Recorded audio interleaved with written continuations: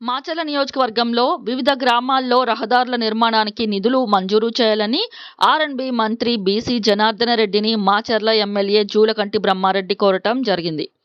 ప్రధానంగా పాలువాయి జంక్షన్ నుంచి సత్రశైల పుణ్యక్షేత్రం వరకు 11.294 కిలోమీటర్లు 21,60,00,000, దుర్గి నుంచి వెల్దుర్తి వరకు 17.600 కిలోమీటర్లకు 31,60,00,000, మాచర్ల నుంచి విజయపురి సౌత్ వరకు 22 కిలోమీటర్లు వరకు 31 కోట్లు, లోయపల్లి నుంచి లచ్చమ్మ బావి తండా వరకు 25.500 కిలోమీటర్లకు గాను 33.50 కోట్లతో ఆర్ఎండ్బి ఏఈఈ తయారు చేసిన ప్రతిపాదనలు మంత్రికి అందజేశారు.